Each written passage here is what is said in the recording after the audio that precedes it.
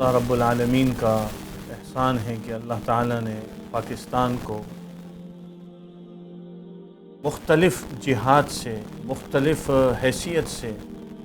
عروج نصیب فرمایا، ترقی نصیب فرمایا۔ ایک بہت بڑا اعزاز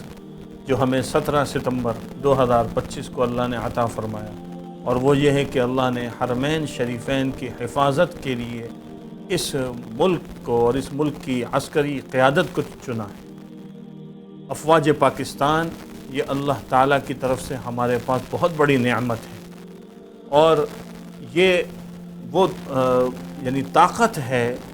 عالم اسلام کی پہلی ایٹمی طاقت ہے۔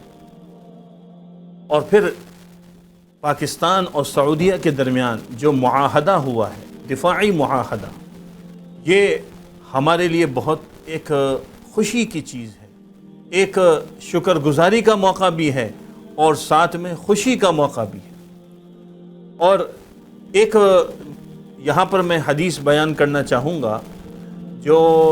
عربوں سے محبت کے حوالے سے بھی ہے، اور ساتھ میں ایک حدیث جو جنگوں کے حوالے سے ہے۔ آپ صلی اللہ علیہ وسلم نے حضرت سلمان فارسی رضی اللہ عنہ سے ارشاد فرمایا کہ یا سلمان لا تبغضنی، کہ سلمان مجھ سے بغض نہ رکھنا، فتفارق دینک، اگر تم نے مجھ سے بغض رکھا تو تمہارے ہاتھ سے دین جاتا رہے گا۔ انہوں نے عرض کیا یا رسول اللہ، میں آپ سے بغض رکھوں، اور آپ کے ذریعے تو ہمیں ہدایت ملی۔ تو آپ صلی اللہ علیہ وسلم نے فرمایا تبغض العرب فتبغضنی، کہ تم عربوں سے بغض رکھو گے تو گویا کہ تم مجھ سے بغض رکھو گے۔ تو ہمیں محبت کا حکم دیا گیا ہے،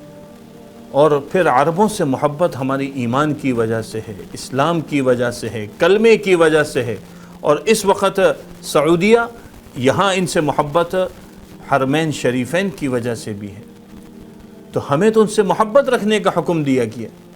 اور پھر یہ ایک اعزاز جو اللہ رب العزت نے عطا فرمایا، یہ کوئی معمولی چیز نہیں ہے۔ یہ اعزاز پاکستان کے لیے یہ دنیا کی نگاہ میں ایک بہت بڑی چیز ہے۔ لوگ دیکھتے تھے کہ یہ ایک ایسا ملک ہے جس میں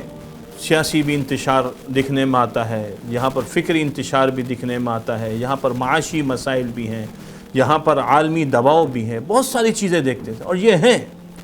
لیکن اس کے بعد یہ سب چیزیں ہو رہی ہیں، اللہ نے ہمیں آگے بڑھایا، اللہ ہمیں آگے بڑھاتا چلا گیا، اور آج اللہ رب العالمین نے ہمیں اس مقام پر پہنچایا کہ آج حرمین شریفین کے لیے اللہ تعالیٰ نے حفاظت کے طور پر اس ملک کو منتخب کیا۔ ایک اور حدیث جس کو امام ابن ماجہ رحمۃ اللہ علیہ نے نقل کیا ہے، وہ حدیث بھی ہمارے سامنے ہونی چاہیے۔ اذا وقعت الملاحم، جب جنگوں پر جنگیں ہونے لگیں گی، بعث اللہ بعثا من الموالی، اللہ رب العزت ایک لشکر کو بھیجے گا جو غیر عرب سے ہوگا، ہم اکرم العرب، وہ عربوں کے اندر مکرم ہوں گے، فرسن، شہ سواری کے اعتبار سے، یعنی ان کی جو اڑان ہوگی وہ خوبصورت ذکر کی گئی ہے۔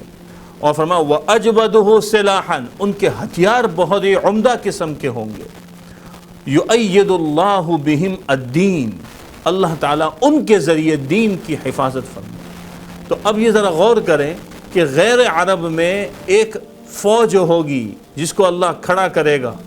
وہ فوج اللہ رب العزت نے یقیناً جو بنائی ہے، جو اس دور میں نظر آتی ہے، وہ پاکستان کی فوج ہے، اور ہمیں اس پر خوشی ہونی چاہیے، ہمیں اس پر اللہ کا شکر ادا کرنا چاہیے، اور اللہ رب العالمین سے دعا کرنی چاہیے کہ جس عظیم مقصد کو سامنے رکھ کر یہ معاہدہ کیا گیا، اس معاہدے کے اندر اللہ ہمیں آگے بڑھائے۔ حضرت مولانا زاہد الراشدی صاحب دامت برکاتہم ایک مجلس میں فرمانے لگے کہ اس وقت دنیا کے اندر عالمی معاہدات کے ساتھ دنیا چلتی ہے، معاہدات کی اب جو ہے وہ حکومتیں ہوا کرتی ہیں، چنانچہ جغرافیائی جو سرحدات ہیں وہ ضرور ہیں، وہ انتظامی طور پر ضرور ہیں، لیکن دنیا معاہدات کو دیکھ کے چلتی ہے۔ تو یہ معاہدہ پاکستان کے لیے انشاءاللہ دین کے اعتبار سے بھی مفید ہوگا، اور دنیا کے اعتبار سے بھی مفید ہوگا، اور یہ پاکستان کے جو ابابیل ہیں انشاءاللہ یہ حرمین شریفین کی حفاظت کریں گے، اللہ ان کو سرخرو فرمائے۔ سوشل میڈیا پر سب سے قدیم اور سب سے ریلائبل برانڈ درسقرآن.com